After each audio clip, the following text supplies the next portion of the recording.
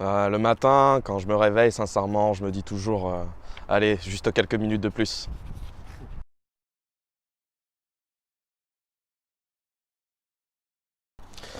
Mais pour moi, ça a été plus un retour professionnel. Donc, j'ai travaillé en fait pendant 7 ans dans une quincaillerie. Et à force, je me suis dit vraiment qu'il fallait que je change de voie, qu'il fallait que je fasse ce qui me plaise. Et c'est là où j'ai fait mon retour malgré les difficultés parce que donc, j'ai voulu me réorienter en web design. Et le problème, c'est que donc, je n'ai pas le bac et que suite à plusieurs vices de procédure, je n'ai pas été accepté pour avoir les aides à la formation. Donc j'ai dû négocier avec la région qui me crée un dossier justement pour avoir ces aides. Et pour la question du bac, le problème, c'est que donc toutes les écoles me recalaient parce que je ne l'avais pas. Donc j'ai été me présenter aux écoles de vive voix, j'ai passé des entretiens et à force d'insister, une école a accepté que je passe les tests d'entrée et je les ai réussis.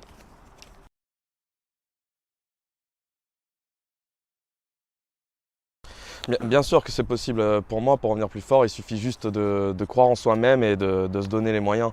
C'est pas forcément facile, voire très difficile, mais pour moi, quand on veut, on peut.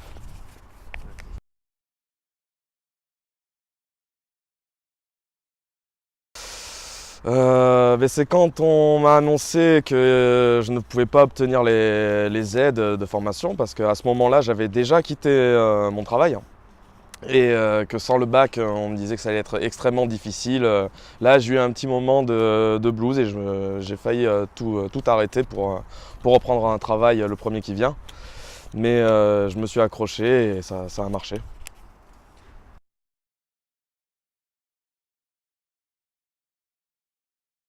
Ce qui me pousse à avancer chaque jour, je dirais que c'est le défi de mon nouveau métier. Aucune journée se ressemble, c'est toujours différent.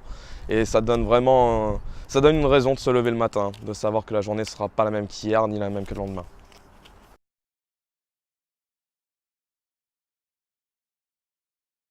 Ce qui me redonne le sourire, je dirais tout simplement le sourire des autres. Je trouve que c'est de plus en plus rare de trouver des gens heureux. Et quand on en trouve, il faut en profiter et ça fait du bien.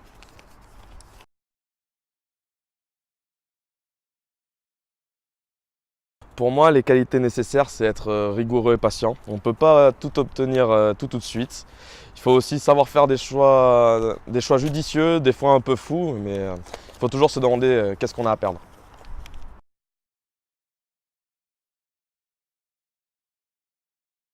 Eh bien, moi, ce ne sont ni des personnes célèbres, ni des sportifs. C'est principalement ma mère et ma copine.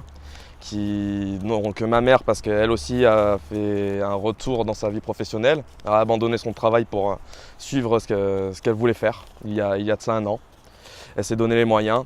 Et ma copine, parce qu'elle m'a toujours soutenu dans ces choix-là, même si elle savait que le fait de moi reprendre les études allait baisser notre niveau de vie, qu'on allait avoir peut-être du mal des fois à boucler les fins de mois, mais elle m'a toujours soutenu et m'a toujours monté vers le haut quand j'avais des doutes. Pour moi, c'est vraiment ces deux personnes qui m'ont inspiré.